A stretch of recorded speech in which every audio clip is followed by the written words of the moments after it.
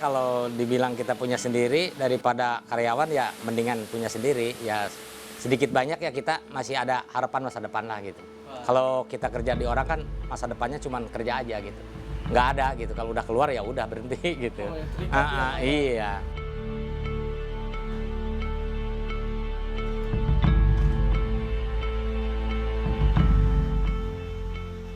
Kalau air itu kebutuhan masyarakat sehari-hari. Jadi akhirnya pas cari info segala macam dapat, nah kita coba dan berjalan sampai sekarang.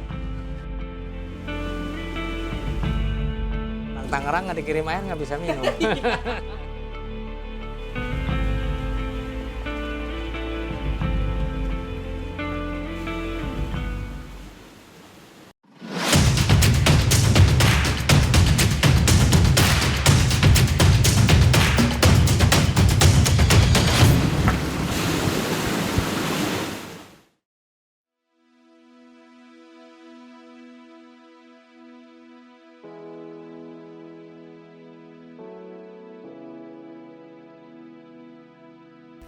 Sebagai kebutuhan sehari-hari, air minum tidak dapat dilepaskan dalam kehidupan kita. Namun, ketika kita berbicara tentang pengolahan air minum yang tidak bernaung dalam perusahaan besar, terdapat satu stigma miring yang muncul dalam persepsi kita. Entah soal kelayakannya, atau soal kandungannya. Ada saja prasangka yang kurang menyenangkan yang kita lemparkan kepada air isi ulang. Belum lagi, saat pikiran kita menyimpulkan bahwa konsumen air isi ulang adalah masyarakat dalam status ekonomi tertentu.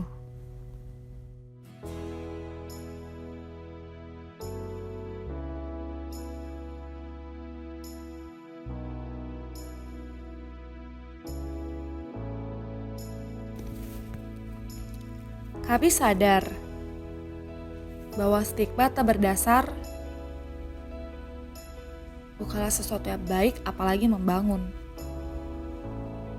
Pada kesempatan ini, kami lewat cerita mereka akan membawa kita sekalian pada sudut pandang lain yang belum terkatakan. Kami percaya selalu ada penjelasan lebih detail di balik setiap anggapan umum yang beredar di masyarakat. Ini proses perjuangan di balik air isi ulang. Kami tim Hore, selamat datang di cerita UMKM.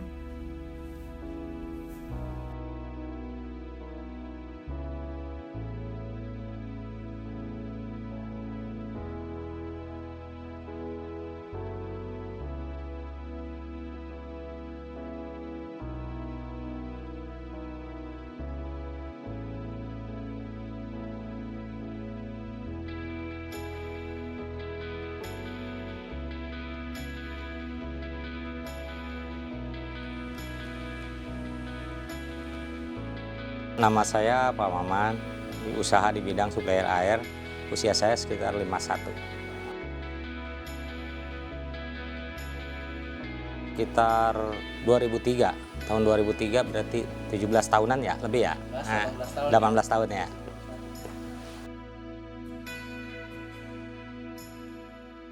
Oh, awal-awalnya sih saya kerja di orang, di perusahaan. Cuman lama-lama saya ngerintis sendiri, ya alhamdulillah jalan sampai sekarang. Gitu aja ya. Kalau pusatnya sih Bogor sih, setahu saya. Air mah iya. Cuman Bogornya tuh beda lokasi.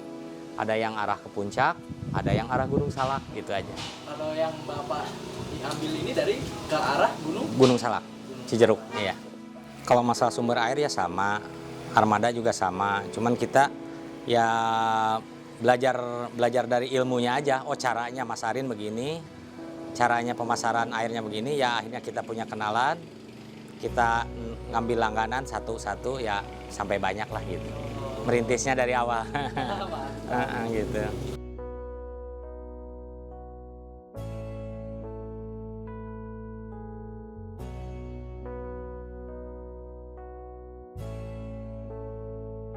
Dari tahun 2009, September 2009. Nama saya Yeni Kaligis, usia 43 tahun. Awal mulanya itu rekan satu peting sama bapaknya, punya usaha sound system dan juga air. Air itu kita pikir, ya kalau sound itu kan, kalau sound itu tidak setiap hari menghasilkan. Kalau air itu kebutuhan masyarakat sehari-hari. Jadi akhirnya pas cari info segala macam dapat, nah kita coba dan berjalan sampai sekarang. Kalau dibilang tidak terlalu juga ya, karena kita menikmati aja, mengalir aja. Jadi tidak terlalu yang dipusingin dan dipikirin. Masalahnya sebenarnya kita kan pertamanya sih kita datangin. Ya keduanya kita punya kenalan. Ya ketiga dari mulut ke mulut. Gitu ya, dari mulut ke mulut, misalnya si A nih kenal saya, ntar si A tuh ngarahin untuk ngambil air ke saya, gitu aja cara masarinnya gitu. Ya kalau dibilang kita punya sendiri daripada karyawan ya mendingan punya sendiri, ya sedikit banyak ya kita masih ada harapan masa depan lah gitu. Kalau kita kerja di orang kan masa depannya cuma kerja aja gitu, nggak ada gitu, kalau udah keluar ya udah berhenti gitu. Iya. Ya kalau intinya kalau modalnya ngedukung ya mungkin orang juga pengen gitu, ngerintis sendiri gitu. Tapi nggak terlalu ini sih, paling di antara 100% paling 20%-nya yang bisa ngerintis sendiri gitu. Sebenarnya kalau modal sih ya simple ya kalau di air ya. Kita intinya punya armada aja. Itu untuk tahap selanjutnya kadang-kadang ngikutin di belakang. Nambah-nambahnya gitu. Jadi kita nggak usah marketing sendiri gitu ya. Kita kenal dari orang juga gitu, dari mulut ke mulut yang saya bilang tadi gitu. Iya gitu. Di sini kita ada selain penyikat galon, penyemprotan secara steril, kita juga semprot dengan air panas. Selain itu, kita berani juga main filter. Kalau mungkin kita nggak mau menjelekan yang lain, kalau yang lain mungkin filter, mungkin juga saudara-saudara lihat kok banyak amat gitu kan. Nah, kita main filter. Penyaringan demi penyaringan air kita udah dari gunung. Terus lagi yang kedua, penyaringan demi penyaringannya tidak sedikit nih, filternya ada 8, 16, 24, 25, 26. 26 itu belum filter yang besarnya. Intinya sih daerah sini ya ininya mah Cijeruk lah. Daerah Cijeruk ya. Kecamatan Cijeruk, kabupatennya Bogor gitu. Kalau masalah air mah ini kan dari sumber langsung ya. Jadi sumbernya tuh ngalir di gunung, dimasukin pipa, ditampung di sini di bak, final tank namanya, baru masuk ke tangki. Cara pengelolaannya ini alami, nggak pakai mesin, nggak pakai apa gitu, ngalir sendiri gitu. Itu pernah. Kalau habis sih kayaknya nggak mungkin ya, masa itu kan dari alam ya keluarnya. Kalau kadang-kadang mati sih bisa aja, kendalanya paling di perjalanan kayak pipanya putus atau gitu. Ketimban longsor kan mungkin masalahnya ngambilnya ini kan dari sini ke atas tuh bukan 100-200 meter, ada 2000 meteran. Ke atas lagi, ke gunung. Kita tetap jaga kualitas, itu aja. Jaga kualitas, kita berani jaga kualitas, dan kita benar air dari gunung, dan bukan main-main.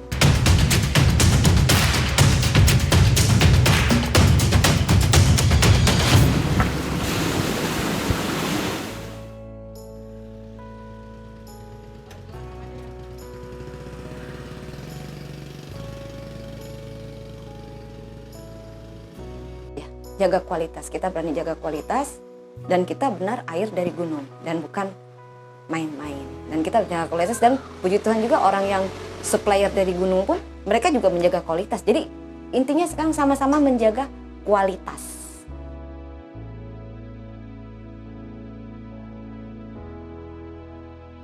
Kita kan nggak ada alat buat nyedotnya. Cuman yang nakal-nakal tuh paling pakai air PDAM. Masalahnya kan kalau PDAM kan nggak semurni air gunung ya, dia kan udah mengandung kaporit. Lagian kan zat besinya juga udah tinggi gitu kan, pokoknya dari hasil labnya aja udah nggak masuk, udah nggak layak minum lah kalau ini gitu. Banyak paling kayak contoh kita ngambil di daerah Tangerang itu kan kebun nanas itu kan air daur ulang gitu. Itu aja paling kita ininya gitu. Paling kecuali kita buat ke industri nggak masalah, buat mesin atau buat apa kolam gitu. Tapi kalau bagusnya sih ya kalau buat minum ya air gunung lah gitu. Gitu. Biar meyakinkan ya pertama kita kalau misalkan punya pelanggan baru ya, pertama kita yang dibawa kan sampel air. Kedua kita ada hasil labnya. Waduh. Itu yang penting itu hasil lab. Jadi kan airnya tuh udah benar-benar disahkan oleh misalkan agro gitu kan, kalau di Bogor kan itu kan, itu ada ininya, sertifikat airnya ada. Iya, di situ kan tertera ntar pH-nya berapa, TDS-nya, zat besinya, zat kapurnya ada di situ semua. Yang boleh layak minum tuh berapa gitu ada. Paling kita datang bawa sampel ke laboratorium, kalau di Bogor kan ya, namanya kan tuh kan. Kalau di Bandung agro, pihak provinsi. Jadi kita bawa sampel, ntar dia dites di laboratorium, ntar kan muncul itunya apa, rincian-rinciannya kan, pH-nya berapa, TDS-nya berapa. Kalau udah emang oke layak minum, keluar sertifikatnya. Kalau seandainya nggak layak minum, ditolak sama dia juga. Nah, gitu. Jelas gitu ya Pak? Jelas ya. Masalahnya kan itu sertifikat, nggak boleh dimain-mainin. Gitu. Paling kalau cara ngebedainnya air pump aja ya, contohnya air daur ulang buat kebutuhan rumah tangga sama buat air minum. Paling kita cara mendeteksinya ya dari ada alatnya yang dibilangnya tuh ukuran pH sama ukuran TDS, itu aja ketahuannya di situ. Pakai lab ya? Nah masalah kan kalau pH kan ada misalnya dibilang kodrat sih kodrat ya, yang layak minum tuh dari mulai 6,5 sampai 8,5 pH-nya baru itu bisa diminum. Kalau di atas 8,5 udah nggak boleh karena udah mengandung zat kapur kalau dibilang ini. Cara pengetesannya dicelup atau dicelup ada tempat tesannya itu ya ada. Dibilangnya kalau air kan nggak ada warna, nggak ada rasa, nggak ketahuan. Ya kalau kita pengen tahu hasilnya yang detail mah ya di lab sendiri ya gitu. Jadi kita tahu tuh pH-nya berapa, zat besinya berapa, tahu di situ muncul semua. Ntar TDS-nya berapa. Kalau TDS kan cuma kekeruhan ya, kekeruhan air gitu. Kalau TDS sih bisa turun bisa naik gitu. Kalau pH kan itu udah kodrat air. Kalau di kita kata orang mah golongan darah. Jauh sih. Jauh ya. Cuman kalau di resiko kita tinggian punya sendiri gitu ya. Kalau masalah urusan hasil ininya ya kita mendingan punya sendiri. Masalahnya kan kalau kerja di orang kan kita sistemnya borong. Kerjanya nggak ada gaji. Nggak ada gaji. Coba boleh diceritain tuh, kenapa bisa nggak ada? Kalau istilahnya kalau ini kan dibilangnya borongan lepas ya. Misalkan kita tadi jual ke Ciledug ya tadi ya, ke Pinang Geria. Jual tuh kita kan 600.000. Jadi 60% buat sopir, 40% buat mobil. Iya jadi diibaratkan globalnya gini ya. Jadi buat mobil tuh cuman 230, berarti kita ngambil 370 ya. Nah, sekitar segitu ya. Cuman yang 370 tuh biaya tol, biaya solar, beli air dibebankan ke sopir. Gitu. Jadi dibilangnya borongan lepas. Kita nggak ada gaji. Makanya nggak runtuh ya terus sama perusahaan akhirnya. Ya? Iya gitu. Jadi kalau borongan kan kita kan istilahnya nggak beban. Nggak bebannya nggak kerja, nggak gaji, nggak dapat duit. Kalau kerja ya dapat duit gitu. Intinya itu. Gitu.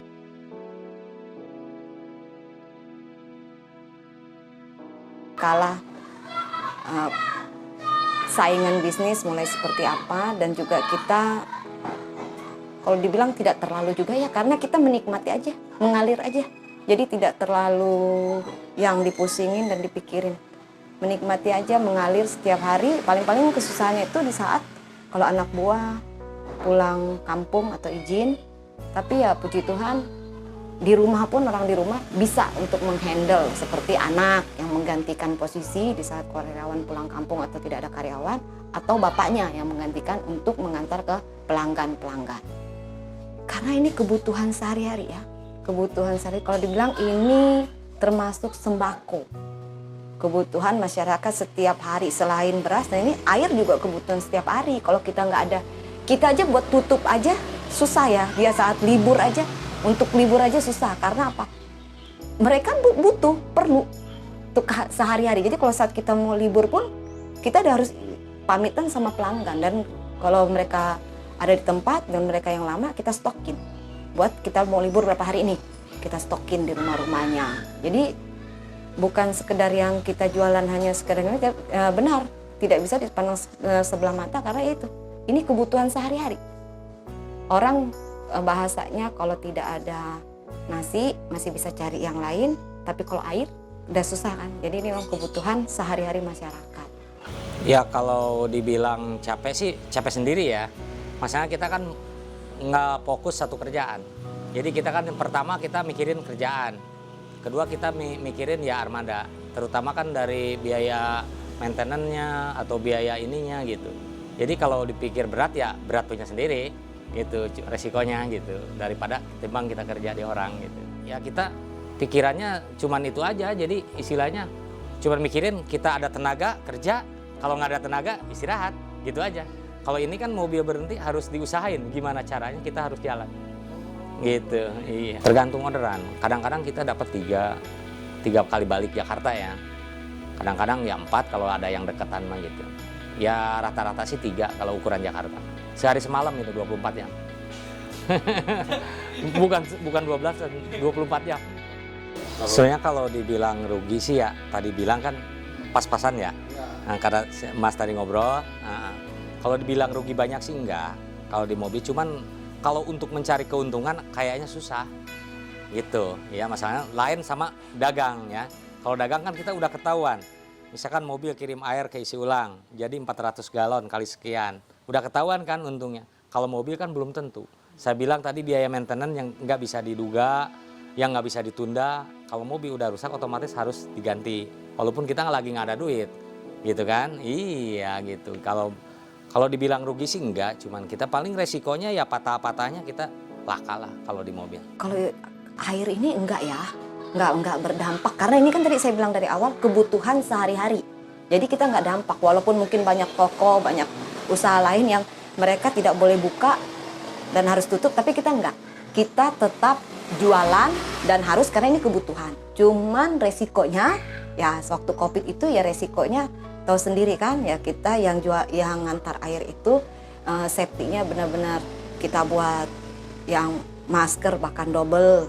Terus lagi mereka kalau masuk ke rumah pelanggan pun mereka harus hati-hati karena bukannya kenapa ya kita nggak tahu ya. Kita menjaga pelanggan juga sama-sama menjaga. Jadi kita juga tidak mau sembrono dan kalau dibilang dampak tidak ada. Karena ini emang kebutuhan sehari-hari dan tetap harus berjalan jual. Justru puji Tuhan waktu Covid itu ini berjalan terus dan tidak pernah ada hentinya.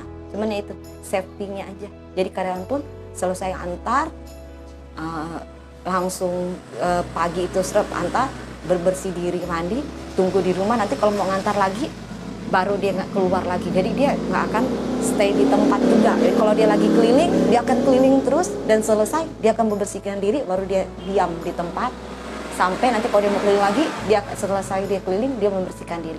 Seperti itu sih. Kalau sebenarnya selama pandemi ya 2 tahun ke belakang ya, kalau di air sih sebenarnya nggak ngaruh. Disebutnya nggak ngaruh apa? Kalau kebutuhan orang kan istilahnya nggak bisa ditunda ya, walaupun pandemi. Cuman kendalanya paling kita di jalan. Di jalannya kayak masuk kita perumahan yang elit kadang-kadang kan di portal nggak boleh masuk. Di situ aja. Maksudnya kalau air sih sebenarnya nggak mengurangi rasa kebutuhan orang kan ya. Dari sininya normal, yang pesan normal, cuman paling kendalanya di jalan. Kita harus banyak koordinasi sama orang-orang keamanan di situ gitu. Mobil tuh boleh masuk apa enggak gitu. Gitu aja. Masa ini kan kebutuhannya paling vital. Ya kalau kesannya sih ya gitulah. Kalau kita namanya usaha ya, jadi ada ketimbang balik. Ada ya kita kalau nggak rugi ya untung. Kesannya, ya pesannya sih kalau bisa janganlah kalau modalnya belum cukup mah gitu.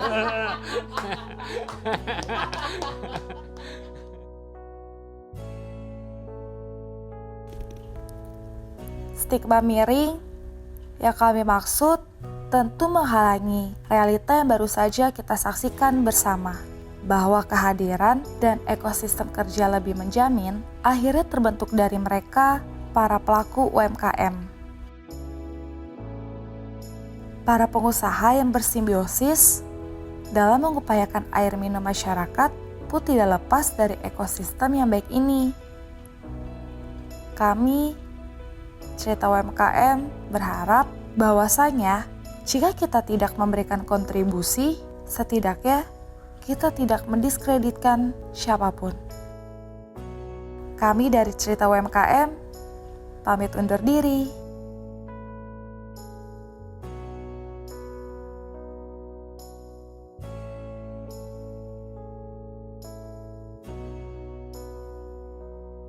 Orang pemasaran pada pinter itu. Ya namanya iklan kan orang dagang gitu. Trik dia sendiri. Ya kita juga bisa kan. Wah saya air gunung asal kasih gini. Berembun kayak apa kayak gitu. Namanya orang dagang.